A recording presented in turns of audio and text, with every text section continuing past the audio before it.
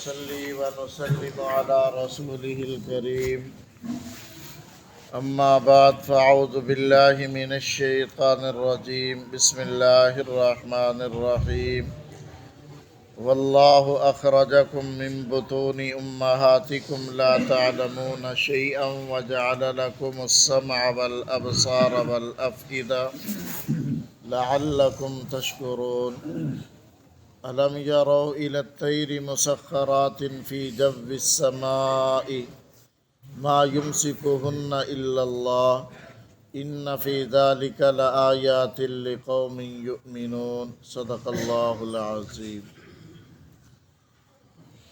اس آیت میں ذکر یہ چل رہا تھا کہ علم انسان کا ذاتی ہنر نہیں ہے۔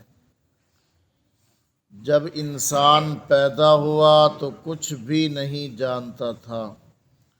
واللہ اخرجکم من بطون امہاتکم، اللہ تعالیٰ نے تم کو تمہاری ماؤں کے پیٹ سے اس حالت میں نکالا لا تعلمون شیئا کہ تم کچھ بھی نہ جانتے تھے۔ پھر اس کے بعد اللہ تعالیٰ نے رونے کا ہنر سکھا دیا۔ سب سے پہلے رونے کا علم دیا۔ بچہ اپنی تمام تر ضروریات رو کر جو ہے وہ بتاتا ہے۔ پھر اس کے بعد اللہ تعالیٰ نے ہی اس بچے کو سکھلا دیا کہ تیری خوراک تیری ماں کی چھاتی میں ہم نے رکھ دی ہے، اور بچہ اپنے مسوڑوں اور ہونٹوں کے ذریعے اپنی اس خوراک کو ماں کی چھاتی سے دودھ کو چوستا ہے۔ اب یہ دودھ کو ماں کی چھاتی سے چوسنے کا ہنر بچے کو کس نے سکھایا ہے؟ یہ اللہ تعالیٰ نے سکھایا ہے۔ دنیا کی کوئی طاقت اس کو سکھلا نہیں سکتی۔ بچہ جو ہے وہ لیٹا ہوا بھی ہو تو اس کا منہ یوں چلتا رہتا ہے جیسا کہ وہ کوئی چیز چوس رہا ہے۔ تو یہ اللہ تعالیٰ نے اس کو ہنر سکھلا دیا کہ تو نے اپنی خوراک کو اس طریقے سے حاصل کرنا ہے۔ اس کے بعد پھر اللہ تعالیٰ نے ذکر فرمایا کہ وَجَعَلَ لَكُمُ السَّمْعَ وَالْأَبْصَارَ وَالْأَفْئِدَةَ، اور اللہ تعالیٰ نے بنایا تمہارے لیے کانوں کو اور آنکھ کو اور دل کو۔ اس کے بعد بچہ جو ہے وہ سن کر چیزوں کو سیکھا کرتا ہے، تو اس لیے اللہ تعالیٰ نے کانوں کا ذکر پہلے کیا۔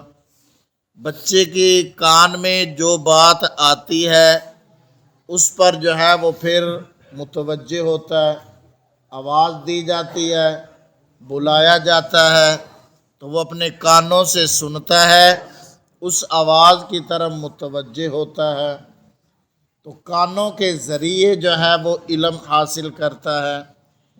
اس کے بعد اللہ تعالیٰ نے آنکھوں کا ذکر کیا، پھر وہ آنکھوں کے ذریعے اپنا علم حاصل کرتا ہے دیکھ کر۔ بچہ جو ہے وہ چیزوں کو دیکھ کر بہت کچھ حاصل کرتا ہے۔ یہ کانوں اور آنکھوں سے جو علم حاصل کیا، اس میں جب تھوڑا سا عمر اور آگے بڑھی تو اس میں غور و فکر کرنے لگا۔ انسان جو بات سنتا ہے، جو چیز دیکھتا ہے، اس کے بارے میں پھر سوچتا ہے، اور سوچ کر اس کا دل ایک فیصلہ کرتا ہے۔ اس لیے اللہ تعالیٰ نے آگے دل کا ذکر فرما دیا والافئدہ۔ تو یہ کان، آنکھ، دماغ، دل، یہ علم حاصل کرنے کے ذرائع اور آلات ہیں جو اللہ نے انسان میں لگا دیے۔ اب اللہ نے یہاں پر زبان کا ذکر نہیں کیا، اس لیے کہ سب سے پہلے بچہ کانوں کے ذریعے، آنکھوں کے ذریعے اور اپنے دل کے ذریعے علم کو حاصل کرتا ہے۔ اس کے بعد جب یہ بولنے کے قابل ہوتا ہے تو پھر اس کے بعد نمبر آتا ہے گویائی کا۔ اللہ تعالیٰ پھر اس کو قوت گویائی عطا کرتا ہے، بولنے کی قوت۔ تو بچہ جو ہے وہ پھر اپنی زبان سے پہلے توتلے الفاظ نکالتا ہے۔ جو بڑا ہوتا جاتا ہے اس کے الفاظ صاف ہوتے چلے جاتے ہیں، جو عقل و شعور بڑھتا جاتا ہے اس کے الفاظ صاف ہوتے جاتے ہیں۔ اب جو ہے جب بچہ صحیح بولنے کے قابل، صحیح چلنے کے قابل ہو گیا تو اب اللہ تعالیٰ فرماتے ہیں لعلکم تشکرون، تاکہ تم شکر کرو۔ اب میری ان نعمتوں کا شکر کرو کہ دنیا میں آنے سے پہلے ہم نے تیرے لیے کیا کیا انتظامات کر دیے۔ پیدا ہوا تو کچھ بھی نہ جانتا تھا، علم نہ تیرا ذاتی ہنر تھا، کمانا یہ تیرا ذاتی ہنر نہ تھا، یہ سب کچھ ہم نے تجھے سکھا دیا۔ اب سکھانے کے بعد ہم نے تجھے وہ علم حاصل کرنے کے جو آلات ہیں وہ تیرے جسم کے اندر لگا دیے، اب خود بخود علم حاصل کر رہا ہے، اب تو چلنے پھرنے کے قابل ہو گیا، شعور کے قابل ہو گیا۔ اب تجھے چاہیے کہ اللہ کی اس نعمتوں کا شکر ادا کر، اور شکر کا طریقہ یہ ہے کہ اللہ کی نافرمانی کے قریب نہ جا، یہ حقیقی شکر ہے۔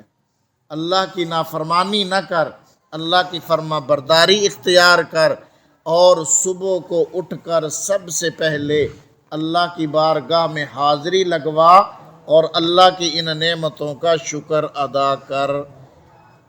بھئی جب کوئی احسان کرتا ہے نا تو آدمی اس کے احسان کا بدلہ دیتا ہے، اس کا شکریہ ادا کرتا ہے۔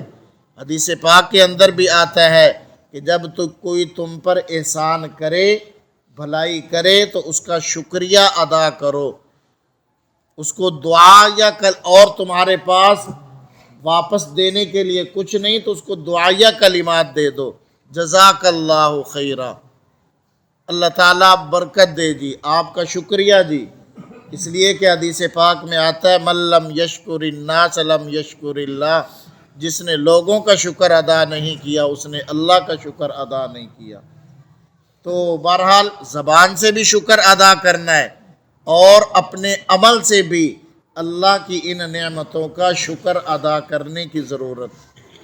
اور دوسری صورت شکر کی یہ ہے کہ کوئی کام ایسا نہ کرے، کوئی عمل ایسا نہ کرے جو اللہ کی ان نعمتوں کی ناقدری کو ظاہر کرتا ہو، کہ اللہ نے یہ نعمتیں دی ہیں تو ان نعمتوں کی قدر دانی یہ ہے، ان کا شکر یہ ہے کہ ان کو غلط استعمال نہ کرے، کانوں سے کوئی ایسی بات نہ سنے جو اللہ کو ناپسند ہے، آنکھوں سے کوئی ایسے مناظر نہ دیکھے جو اللہ کو ناپسند ہیں، اپنی زبان سے کوئی ایسی بات نہ نکالے جو اللہ کو ناپسند ہے۔ تو اس لیے فرمایا لعلکم تشکرون، ہم نے تمہیں یہ نعمتیں دی تاکہ تم شکر کرو۔ یہ تو اللہ تعالیٰ نے صرف جو ہے وہ 2-3 نعمتوں کا ذکر کیا ہے، ان پر اللہ فرما رہا ہے شکر کرو۔ اب آپ جو بڑے ہوتے جاتے ہیں اللہ کی نعمتیں بڑھتی جاتی ہیں، اللہ کے احسانات بڑھتے جاتے ہیں، تو چاہیے یہ کہ اللہ کا شکر بھی بڑھتا جائے، اللہ کے شکر گزار بندے بن جائے، اور اللہ تعالیٰ کا ایک آسان طریقہ الفاظ کے ذریعے اللہ کے شکر کرنے کا۔ ہم میں سے ہر ایک یہ کر سکتا ہے کہ اتنا تو کہہ سکتے ہیں نا، نماز پڑھیں، اللہ کے سامنے جب بھی جھکیں کہ اے اللہ، آج تک جتنا کسی نے آپ کا شکر ادا کیا ہے یا جو کر رہے ہیں یا آئندہ جتنی مخلوقات آپ کا شکر ادا کرے گی، اے میرے اللہ میں اس سے بڑھ چڑھ کر آپ کا شکریہ ادا کرتا ہوں۔ تو اتنا تو ہر ایک کہہ سکتا ہے، یہ کوئی مشکل بھی نہیں ہے۔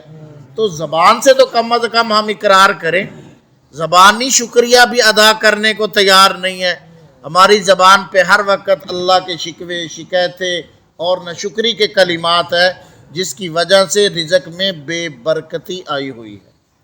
رزق میں برکت کا ایک اہم سبب یہ ہے کہ اللہ نے جتنا دیا ہے اس پہ قناعت کرتے ہوئے شکر ادا کرتے رہیں۔ جب آپ شکر کریں گے تو اللہ تعالیٰ کا فیصلہ ہے لَإِن شَكَرْتُمْ لَأَزِيدَنَّكُمْ، اگر تم میری نعمتوں پر شکر کرو گے میں اور بڑھاؤں گا، زیادہ دوں گا۔ علماء نے لکھا ہے کہ شکر کرنے کے 2 فائدے ہیں۔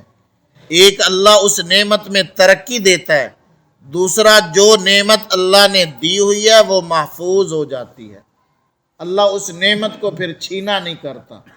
اس لیے مفتی شفیع صاحب رحمہ اللہ نے لکھا ہے کہ میاں سب سے بڑی دولت ایمان کی دولت، تو اس ایمان کی دولت پر اللہ کا شکر ادا کرتے رہو، اللہ ایمان میں ترقی دیتا رہے گا اور اللہ اس ایمان کی حفاظت بھی کرے گا۔ جب ہم شکر کی عادت ڈالیں گے، شکر کرتے ہوں گے تو انشاءاللہ مرتے وقت کلمہ بھی نصیب ہو جائے گا۔ اور اصل کامیابی یہ ہے من آخر کلام لا الہ الا اللہ دخل الجنہ، فرمایا جس کا آخری کلام لا الہ الا اللہ ہوگا اللہ اس کو جنت میں داخل فرما دے گا۔ اللہ ہمیں سمجھنے کی، عمل کی توفیق نصیب